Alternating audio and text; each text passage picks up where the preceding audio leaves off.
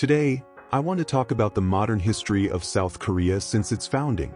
The modern history of South Korea is relatively short. By 2024, it will be just 76 years. In these 76 years, 4 of these periods were marked by authoritarian rule. Why has the Republic of Korea experienced such turmoil in such a short time?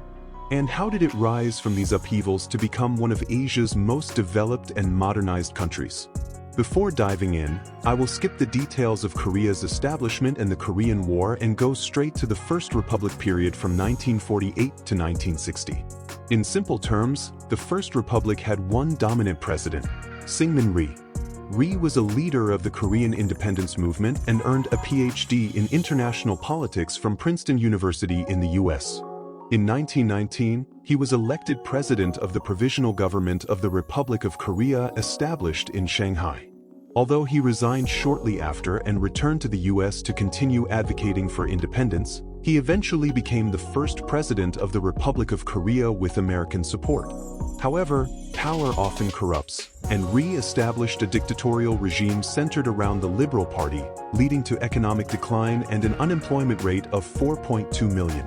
By 1960, at the age of 85, Rhee sought to extend the Liberal Party's rule but faced massive protests due to electoral fraud. After the March 15th election, students and citizens in Masan and Gwangju protested the election results. The government responded by deploying police, who even fired on crowds, resulting in many casualties. On April 11th, the body of a 17-year-old student, Kim Ju-yeol, was discovered. He had been killed by a tear gas canister. This incident enraged the nation. Protests in Masan escalated into an armed uprising, and demonstrations quickly spread across the country.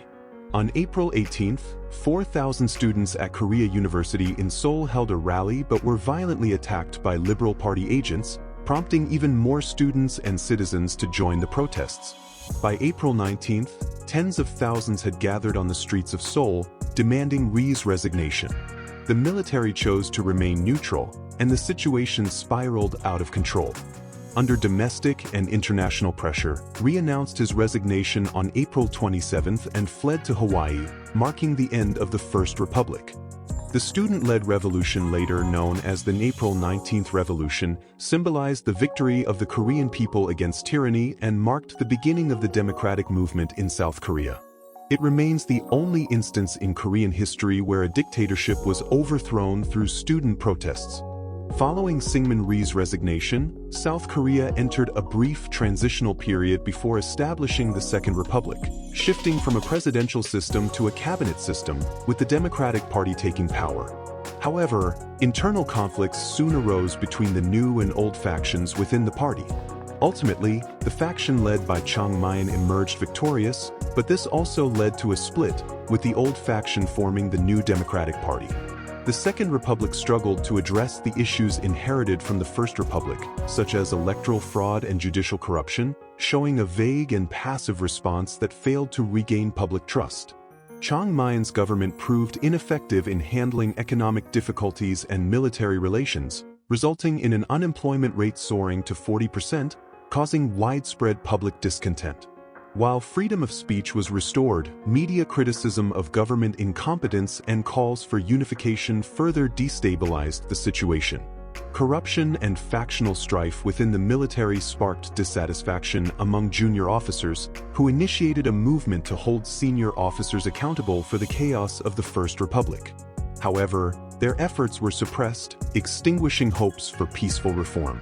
Led by Park Chung-hee, military officers decided to resort to force, staging a coup on May 16, 1961. They swiftly occupied Seoul and announced the establishment of a revolutionary committee, taking over the country's power and ushering in a 30-year period of military rule. Park Chung-hee and the military elite focused on anti-communism, pro-American policies, and development as core objectives, emphasizing national progress and economic growth. They launched South Korea's first 5-year economic development plan, securing aid from the US and Japan while eliminating obstacles to development. Park founded the Republican Party and won the presidency in the 1963 elections with 46.6% of the vote, officially establishing the Third Republic and setting the stage for South Korea's modernization. Park Chung-hee was undoubtedly a dictator, but reflecting on South Korea's current success, his contributions are significant. His consolidation of power aimed to eliminate any social or political threats to his policies, allowing him to focus all efforts on economic development. His authoritarian rule primarily targeted politicians and corrupt bureaucrats.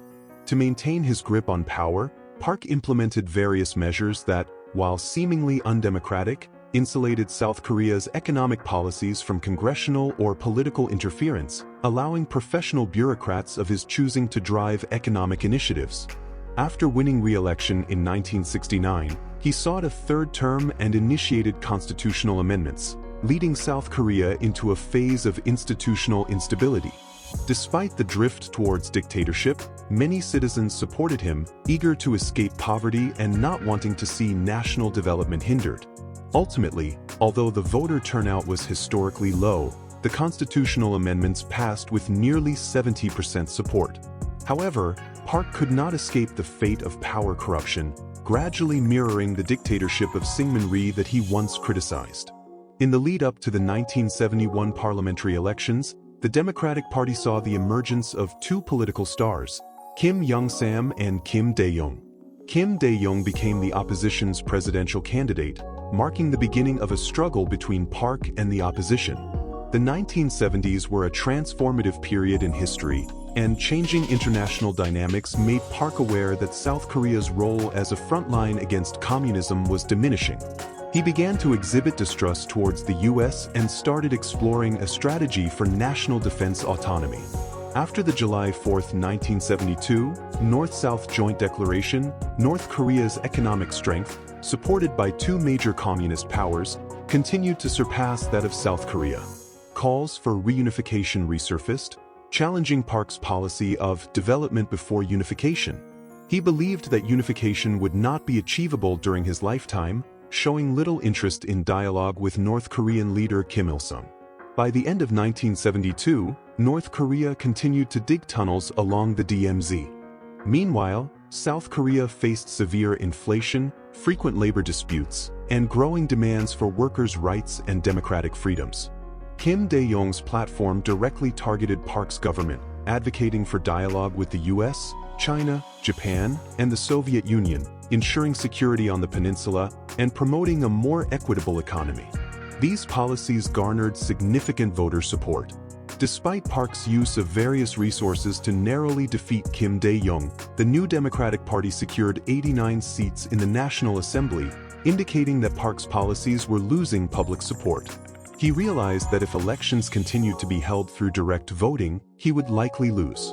To secure his rule, Park enacted the State of Emergency Declaration and the Health Declaration, preparing to implement a new health constitution. On October 17, 1972, he announced a state of emergency before a national referendum on the new constitution, disbanding the National Assembly and banning all political activities.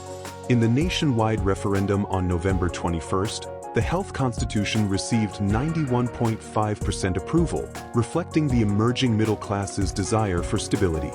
Ultimately, the health constitution altered the presidential election system, granting the president absolute power and stripping the National Assembly of its checks and balances, paving the way for Park's prolonged rule. By December of that year, martial law was lifted, and Park was re-elected for a fourth term, officially marking the beginning of the Fourth Republic in South Korea.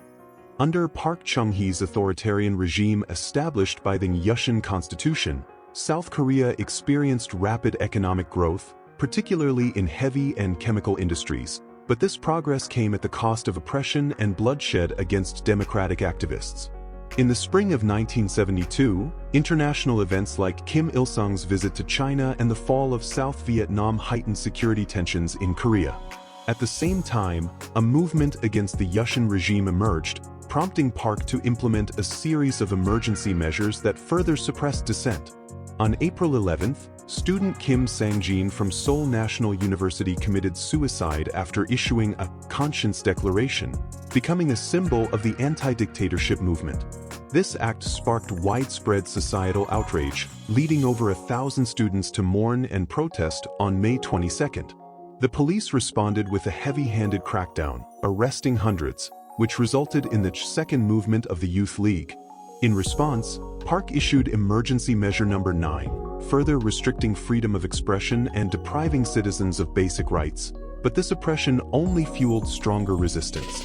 In 1976, opposition figures held a prayer meeting at Myeongdong Cathedral and issued the Declaration for the Salvation of the Nation and Democracy, criticizing the Yushin regime. Park quickly arrested leaders such as Yoon Pae-sun and Kim Dae-jung, sentencing around 20 people to prison. The opposition subsequently formed the Democratic Unified National Council, uniting various forces to challenge the dictatorship. By the late 1970s, public dissatisfaction with the dictatorship and the widening wealth gap intensified.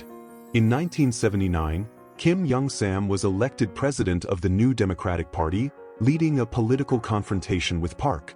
In August of that year, female workers from YH Trading Company staged a sit-in at the New Democratic Party headquarters to protest their dismissals.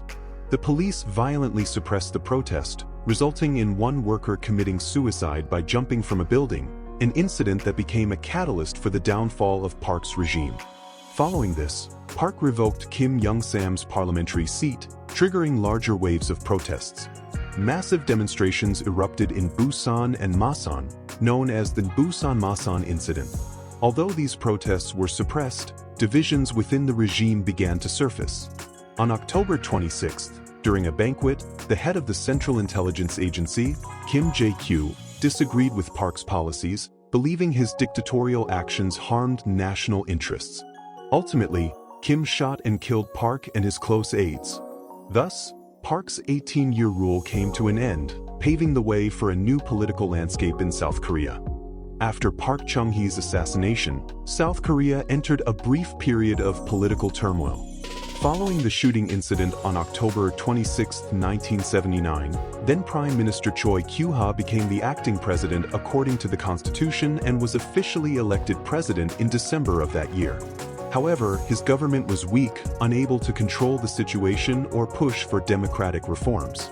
By the end of 1979, a new faction within the military, led by Doo-hwan, was gaining power. Chun effectively took control of the military and national security apparatus. On May 17, 1980, Chun declared martial law, expanding its scope, dissolving the National Assembly, banning all political activities, and arresting opposition leaders, including Kim Dae-jung. This move sparked nationwide protests, with the most intense resistance occurring in Gwangju. The Gwangju democratization movement erupted on May 18, 1980, as citizens and students took to the streets to oppose martial law and demand democratic reforms. The military responded by deploying special forces to suppress the protests, leading to large-scale bloodshed and the deaths of hundreds of civilians, marking one of the bloodiest events in modern Korean history. Although the Gwangju incident was violently suppressed, it ignited a steadfast commitment among the Korean people to fight for democracy and became a significant symbol of the future democratization movement. In August 1980, Doo-hwan officially became the chairman of the interim government's National Council and was elected president in September, establishing the Fifth Republic. He modified the Yushin Constitution and enacted a new constitution in 1980 that slightly relaxed some political restrictions while maintaining a highly centralized authoritarian regime. Chun's government prioritized stabilizing social order and revitalizing the economy. He promoted economic reforms, attracted foreign investment, and supported export-oriented economic policies. While the economy grew under his rule, it was accompanied by increasing wealth disparity and repression of basic human rights. Chun's regime further exacerbated social tensions through restrictions on freedom of speech and civil rights. As the late 1980s approached, calls for democratization intensified across Korean society. Workers, students, and intellectuals began organizing large-scale protests demanding an end to military dictatorship. The death of student Park Jong-cheol due to police interrogation in January 1987 sparked national outrage, serving as a catalyst for the movement. In June of the same year, another student, Lee Han-yeol, was killed by a tear gas canister during protests, further fueling the movement. In June 1987, South Korea witnessed massive June Democratic Uprising, with millions taking to the streets to demand direct presidential elections and an end to military rule. Under domestic and international pressure, Doo-hwan was forced to compromise, announcing constitutional amendments to allow for direct presidential elections. In December 1987, South Korea held its first democratic elections, with Chun's ally Roh Tae-woo winning the presidency, marking the birth of the Sixth Republic. The Sixth Republic remains the political system in South Korea today, laying the foundation for democratization and opening a new chapter in modern democratic politics. In the 1990s, South Korea further advanced its democratization process and welcomed two significant presidents, Kim Young-sam and Kim Dae-jung. In 1993, Kim Young-sam became the first civilian president, ending 3 decades of military rule. During his term, he initiated anti-corruption efforts and held Doo-hwan and Roh Tae-woo accountable for their military dictatorship, with both being sentenced but later receiving pardons. In 1997, Kim Dae-jung was elected president, becoming the first opposition candidate to achieve this position in Korean history. He effectively managed the Asian financial crisis in 1997, implementing economic reforms and corporate restructuring, leading to a rapid economic recovery. He also pursued the Sunshine Policy, promoting reconciliation with North Korea, for which he was awarded the Nobel Peace Prize in 2000. Entering the 21st century, South Korea emerged as a significant democratic nation and economic power in Asia.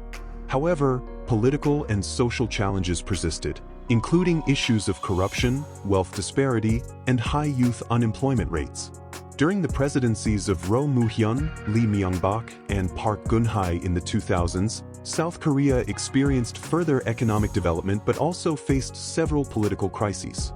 In 2016, Park Geun-hye was impeached and removed from office due to the Choi Soon-sil scandal, becoming the first president in South Korean history to be impeached. Subsequently, Moon Jae-in was elected president, focusing on anti-corruption, social equity, and improving inter-Korean relations, but he also faced the challenges of slowing economic growth and increasing domestic and international tensions. In 2022, Yoon Suk-yeol was elected president by a narrow margin. However, public opinion indicated that Yoon's capabilities as president were lacking, often disregarding external voices and opposing legislation for the sake of opposition, leading to widespread discontent. Ultimately, on December 14, 2024, he was impeached by the National Assembly, suspended from office, and subjected to investigation. Looking back on South Korea's modern history, it is a process of evolution from authoritarianism to democracy, marked by revolutions, bloodshed, struggles, and tears, with students at the forefront of these movements. Today, in various parts of the world, there are still numerous forms of dictatorship and authoritarian rule. As citizens, it is crucial to cultivate a sense of agency, allowing the seeds of democracy to spread and leaving no room for dictators. Thank you for watching. If you enjoyed the video, please like and subscribe.